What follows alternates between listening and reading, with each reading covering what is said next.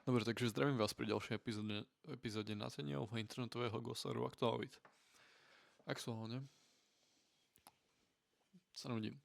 Takže preto som sa rozhodol, že idem radšej natočiť túto epizódu, ako by som mal robiť niečo aj produktívne. A dneska sa budeme venovať tomu, že vysvetlím vám môj setup aktuálny, preto, aby som bol produktívny. Aj keď nechcem, lebo nemám na výber. Ja sa vlastne donúcujem svojim setupom. A vlastne tým, že som si tento setup urobil, som vlastne iba fakt nechcel robiť to, aby som sa posúval ďalej, ale tak vlastne som si vymyslel toto, že lebo ja milujem prepping stage, proste vymýšľať veci, ako budem robiť veci. Nebaví ma robiť tie veci, ale to je taká nevýhoda moja. Ale to nevadí, pretože aspoň môžem povedať dneska o mojom setupe. Lebo ja rád prokrastinujem radšej ako niečo robím. Jasné, že to nepotrebujem všetko, ale bavilo ma to robiť. A radšej urobím všetky tie veci predtým, než... neviem, kam som s tým išiel na to. Dobre, takže začneme týmto setupom tu, kde sa práve teraz pozerám. Tuto mám svoj nový notebook, herný. Má tam 3060 a niečo.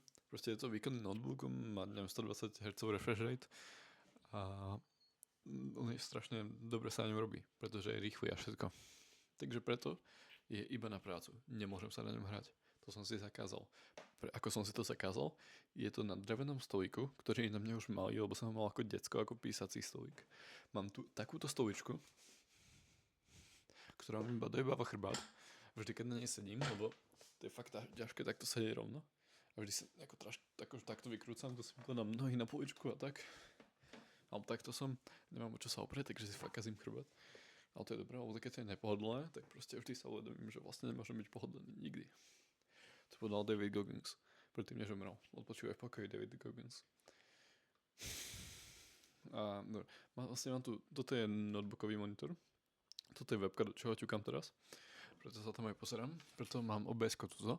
Ale inak, keď natáčam normálne videá, tak mám...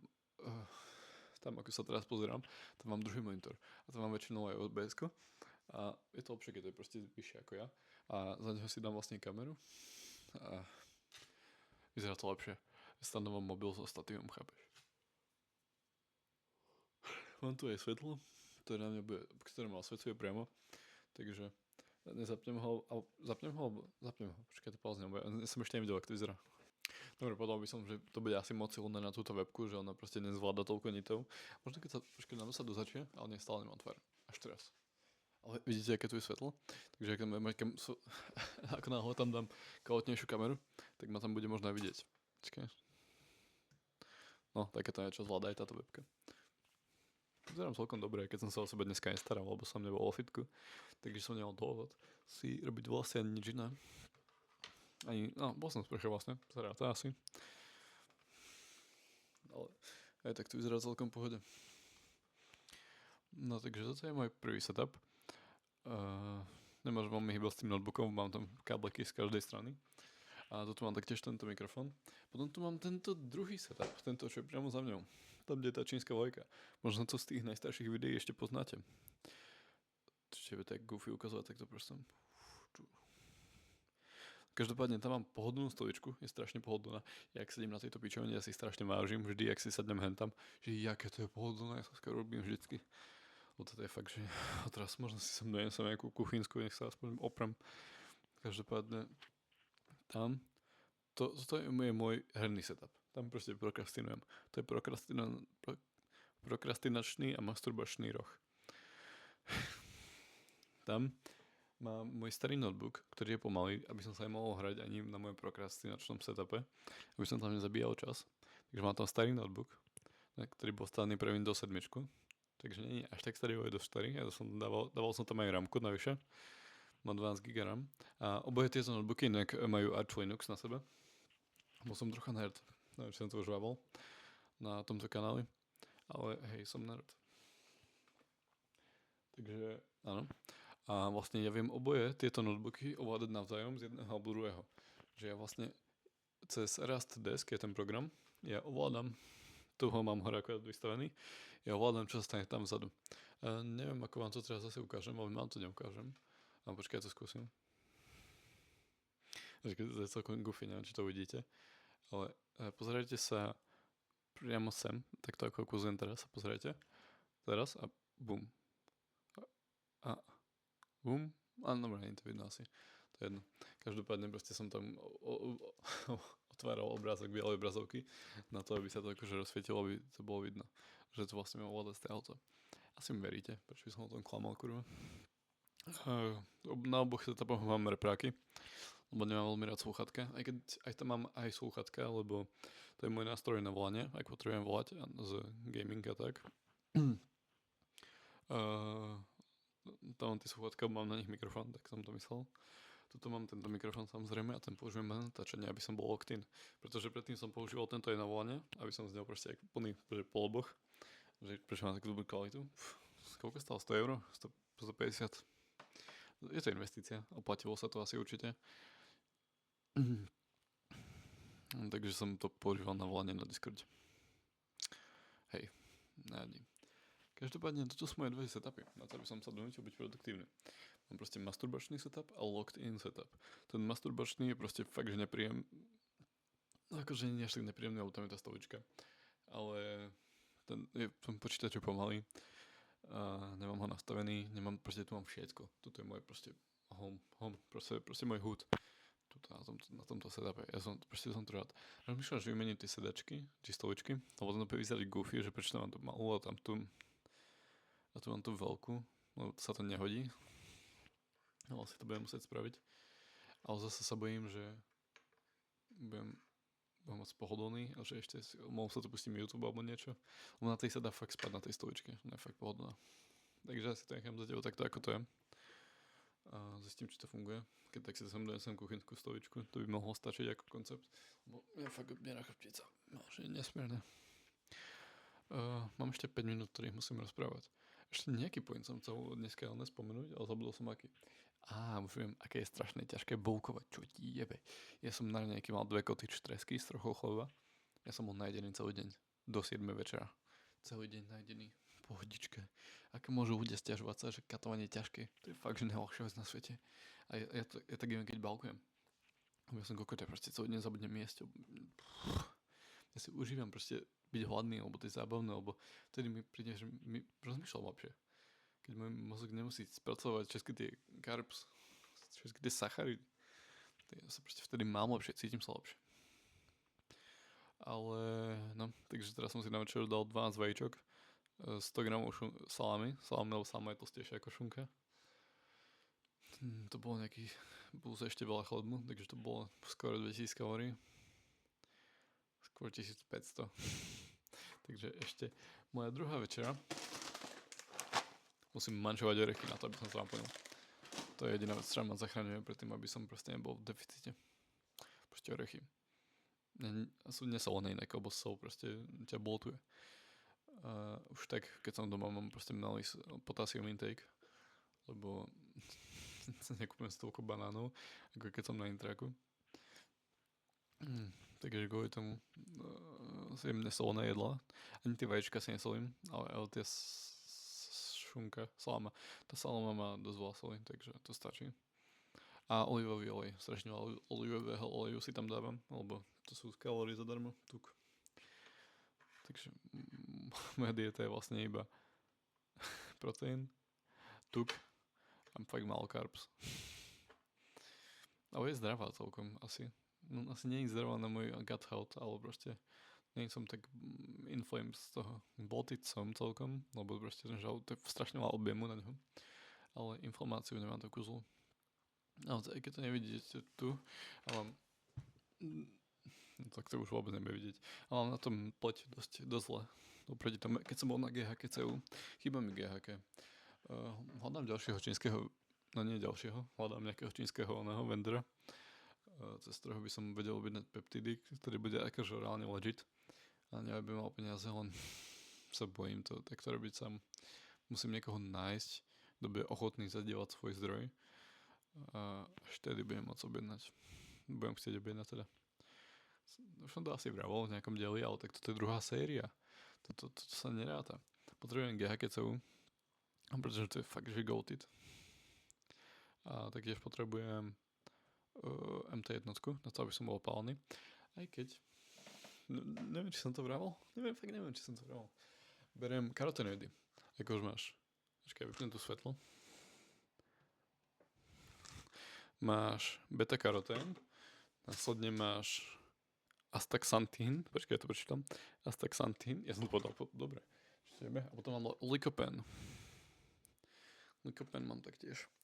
Toto sú karotenoidy, ktoré by ti mali vytvoriť opálenie aj bez toho, by si išiel na slnko. A keď ideš na slnko, tak to tomu o niečo pomôže viacej. Takže toto je taká alternatíva ako MT1 alebo MT2, ktorú už chcem skúsiť najskôr, lebo je dostupnejšia. Ja mám tak 24 € na mesiac. Sa mi zdá, že všetky tieto 3 z Jim Beamu. A ešte nevidím výsledky, musím priznať. Beriem to iba 13 dní. A po tak 20, najskôr až 25 by sa mali ukázať, lebo trvá to 10 dní, kým sa ti naplní pečeň týmito karotenoidami a potom sa dávajú inde ako do pečene. Potom sa dávajú pod tvoju kožu, ale oni kým sa dostanú na vrch tvojej kože, tak to trvá ďalších 10 dní alebo 15, kým sa proste vymenia všetky bunky a tieto sa dostanú na povrch. Takže od ďalších 10 dní vám dám vedieť, že či to je pičovina, alebo sa toho platí. Lebo ja som naturálne biely človek, ja som naturálne v pohode. Takže preto je to pre mňa dôležité vyzerať opálne. Jeden môj kamarát abuzoval MT2 a ešte stále mu to drží. Čož ja som sa z MT2 vyházal, mal som flaky. Tuto sa mi robil taký flak, takže som sa na to viebal. Bolo tiež pre sérii. A hej, taktiež ďalší suplement, o ktorom som neviem, či vravel. Ja fakt neviem, o čom som všetkom vravel. Beriem vitamíny a také pičovinky. Kofeín milujem. Z Jim Beamu. Môj najlepší kamarát. Ale taktiež strašne super veci, ako chodíte cvičiť. Chcete mať najviac popiči pumpy. Berte pre-workouty. Berte Cialis. To si musím vypnúť do piče. Cialis. Proste Tadafil. Je to otočené. Som kokot. Tadafil je to najlepšia vec. Fakt, lebo to je vlastne droga, ktorá zvyšuje prekrvenie a zväčšuje proste žily. Máte proste naturálnu vaskularitu, že máte veľa žil, bez toho, aby ste niečo reálne robili. Tie pumpy, že proste ste dvakrát tak väčší kvôli tomu, že koľko krvi vám to vedie do svalov. A možno to zlepšuje recovery, to je nepotvrdené. Ale je to viacej vizuálny, taká vizuálna droga a nemá to žiadne nevýhody. Práve, že to má výhody, pokiaľ zneužívate kofeín ako ja, tak kofeín zužuje cievy a Cialis, alebo Tadafil teda, ich rozťahuje. Čiže strašná výhoda. No, on je to nám predpis, takže si to musíte získať svojimi spôsobmi. Dôležité uznať. Taktiež, neviem, či som to pravil, že som objednal z Indie drogy. Mali by prísť tento týždeň. Teda nie, chalan ma zapáluje stále, že ešte to neposlali. Neviem, čo tam robia.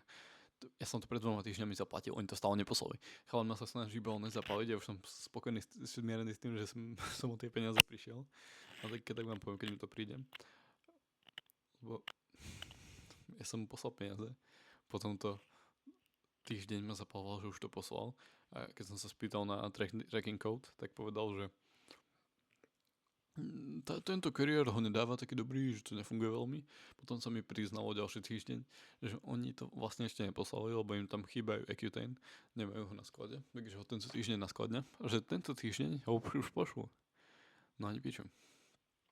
Ešte neposlal. Povedal, že I will give you information soonly. Dúfam, fakt čakám, kamarátka.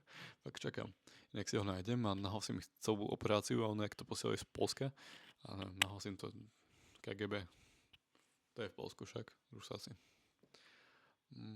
A čo som si teda vlastne kúpil od toho Inda, ak mi to teda príde, tak Anavar som si kúpil zo srandy. S kamarátom sme to splitli 50 pilulek po 10 mg. Takže tam sú nejaké 3 reálne dávky, alebo 4. Tak to si dám, že raz za mesiac, alebo tak, keď sa proste cítim, že idem úplne popečí workout. A proste iba kvôli pumpu. To je pre-workout. Reálne som si kúpil Anavar ako pre-workout. Budeš silnejší, budeš strašne mať plné svaly. A ten pump môže byť taký silný, že proste ťa bude tak boleť lower back, že si proste nebudeš vedieť sadnúť alebo stáť, neviem. Proste je to najsilnejší pump, aký môžeš mať proste v podstate. A je to viacej dry pump, že nebudeš taký vlhký pri tom.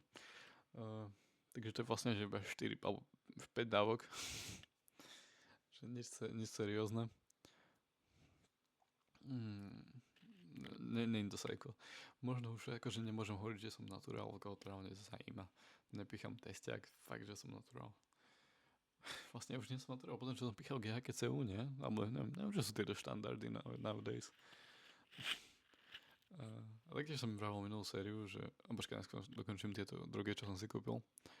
Takže ako ďalšie som si tam prihodil modafinil, čo je vlastne stimulant, ale nestimulant. Je to také, že ono dopamínové jak sa volajú? Dopamínové receptory ti to robí citlivejšie v mozgu, takže všetko, čo robíš, tak proste ti to pridáva motiváciu. Udržuje ťa to pri živote počas dňa a je to taký Adderall, ale slabší. Je to taký kofeín na steroidoch, ale Adderall na vozíčku. Chápeš, čo s tým myslím. A má to strašne dlhý half-life, takže si to musíš dávať ráno. Inak nebudeš veľmi spať. Takže je to taký stimulant, ale iba polovičný. A to je preto, že aby som sa donútil byť produktívny. Hovoril som, že jediný čas, kedy som produktívny, je keď som na Somaxe. Ale peptidy, neviem, tie sú drahé. Ale ak nájdem plaga čínskeho, ktorý bude legit, tak si niečo kúpim určite. A akože aj okrem toho GHQCU a neviem, to jednotky. Dobre, modafinil, potom tam máme Accutane, isotretinoin, je ten názov drogy samotnej. To je pre čistú pleť, samozrejme. Je to také GHQCU na steroidoch, no. Accutane asi poznáte skôr ako na GHQ. Ale nebudem si dávať vysoké dávky, žiadne si crazy side effecty, kúpil som 100 tabletiek od každého, okrem toho Hanoveru. Takže to budem mať tak na 3,5 mesiaca. Chcel som zistiť, či je chalan proste legit. A pokiaľ hej, tak možno si kúpim niečo ďalej. Dobre, po Accutaneu tam mal...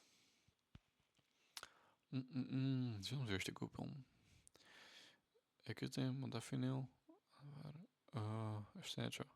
Ja sa pozriem, hneď som tu. Nie, zjavne to je všetko. Chcel som ešte minoxidil, ale ten nemajú v Európe.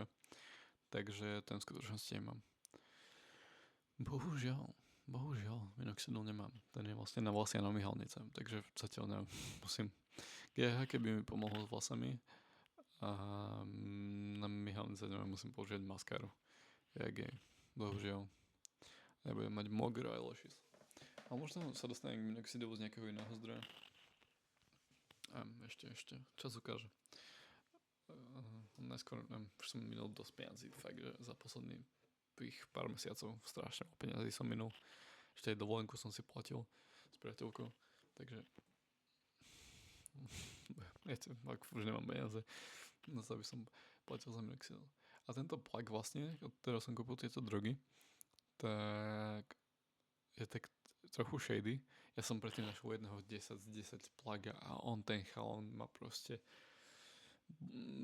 mi prestali odpísať. Ja neviem, či im raiduje operáciu, že ich zavreli oni policajti, oni Briti, ich pastli. Môj to posielali z Anglicka, alebo čo sa stalo. A oni mi prestali odpisovať.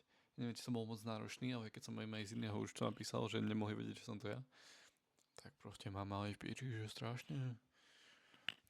Takže som sa na to viebal. Bohužiaľ, chlapci, nebudete mať moje peniaze. Majú ho zatiaľ nejaký iný. Bohužiaľ. Tak, toto je asi všetko, o čom som chcel rozprávať dneska. A páči sa mi, že som sa zlepšil v tomto rozprávaní, pretože už rozprávam 20 minút. A bez prestávky. A zakoktávanie není až tak zlé, ale stále je prevalentné. Grgol som si. Mal by som robiť to, že vždy, než pôjdem natáčať video na hlavný kanál, natáčam jednu nega epizódu. To by bol dobrý zvyk. Lebo to ma tak pekne rozpráva. A potom viem aj lepšie artikulovať, lebo 333 strieborných striekačiek striekalo to je 333 strieborných striek. By som na prvý pokus fakt nikdy nepovedal, bez toho, aby som sa predtým takto rozprával. A zase som sa zakoktal. Nevadí. Každopádne, dámy a páni, viem, že žiadne ženy toto nikdy nebudú pozerať, takže páni, majte sa pekne, užívajte si života a všetci sa tam raz dostaneme. A kam sa asi dostajeme? Jak sa volá to ona? Grécka, nie, norská mytológia do Wakandy? Nie, to je nie ono. Norská mytológia má nejaké miesto, kde idú všetci vikingovia. Viete, čo myslím. Takže všetci sa tam rozosáme. Ale nie, to bola referencia na proste we are all gonna make it, bra. Bra.